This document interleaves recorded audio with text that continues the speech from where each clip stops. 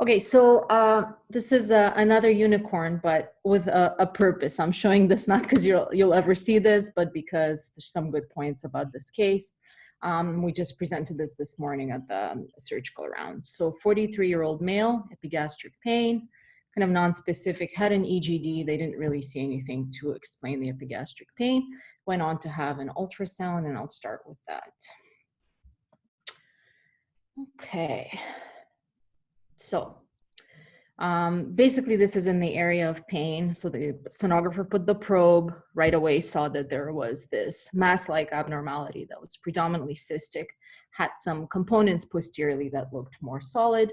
Just to give you an idea of the relationship to adjacent organs where this was approximately. So here you have the liver, you have the right kidney, hepatorenal fossa. And so this is separate from the liver, separate from the kidney, and otherwise we couldn't really tell where this was anatomically. And then I'm going to show you the Doppler image. And unfortunately, I couldn't get better images, but there was felt to be vascularity along this posterior component, suggesting that it's solid in nature.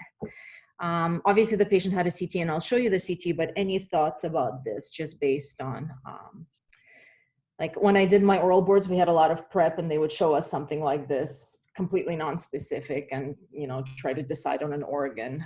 Basically here we gave up this broad differential because we couldn't really tell what this was arising from, but any ideas? So partially cystic, partially solid mass in the region, upper abdomen. So we have GW saying pancreatic tail mass, and Rupa asking, saying complex duplication cyst with a mass.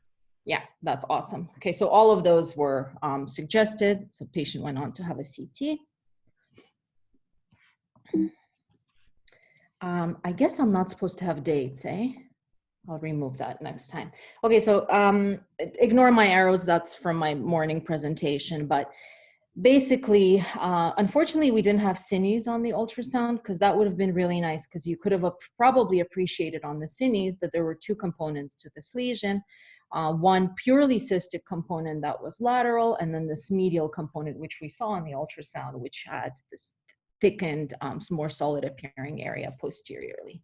So here you can see that this is a mass. It's intimately related to the ascending colon. I'm going to show you some more images here on the coronal. Okay, and pay attention to this axial. I don't know if you can see my arrow. See what it's doing to the wall. So this is not really any classic adenocarcinoma that we're used to seeing in the large bowel, annular mass. This doesn't look like that at all. It has a very large cystic component. And this is what it's doing to the wall, at least the medial component of this lesion. Show you the sagittal, sort of the same idea. And the only node we saw that we felt was funny looking, slightly large, a little bit too round in the region. We thought this was a worrisome node. Okay, so we have a partially cystic, partially solid mass that's inseparable from the ascending colon, potentially with a node. Any thoughts? Okay, we have Lori saying GIST tumor. Rupa, something inflammatory because there's a lot of stranding around it. Yep.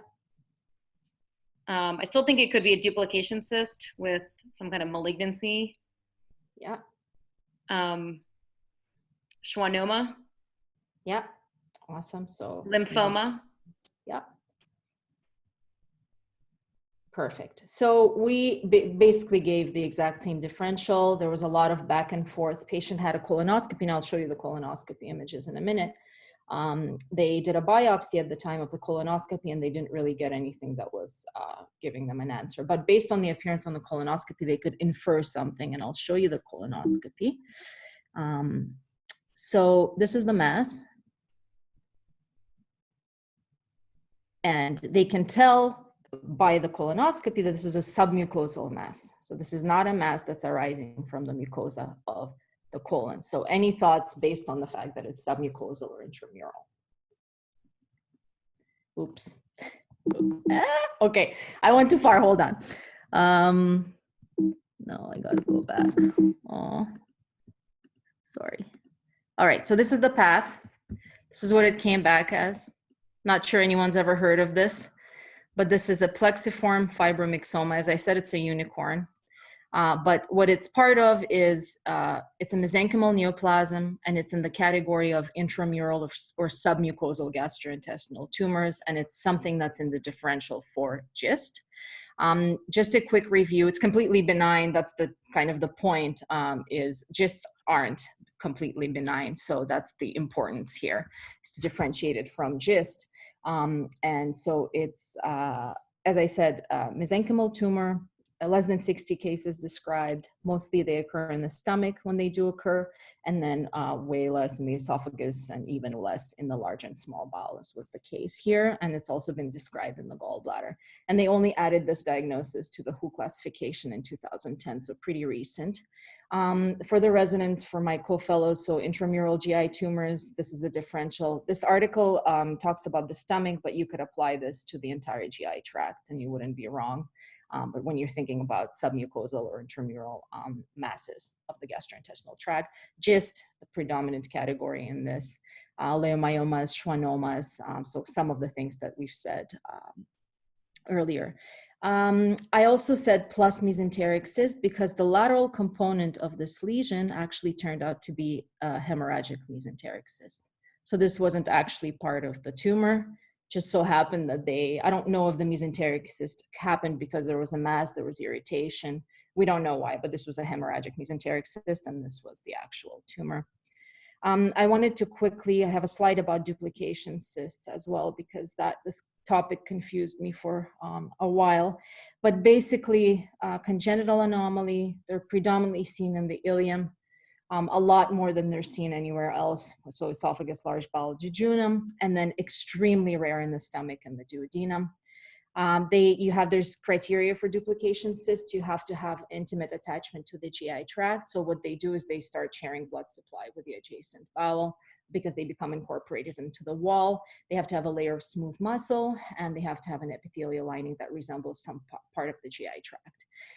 The interesting thing about duplication cysts is that they can contain heterotopic tissues, so gastric mucosa, pancreas, lymphoid tissue, that doesn't necessarily have to reflect their anatomic location. So if it's adjacent to the pancreas, the heterotopic tissue does not have to be pancreatic. So that's interesting about them. They tend to bleed and perforate if they have gastric ectopic mucosa or pancreatic mucosa. And the thing to know about them is they're resected because they have malignant potential, especially if they have gastric mucosa. So I just wanted to review quickly because we don't see this very often. We see GIST occasionally, but no one's, I don't think any one of us are going to see this anytime soon.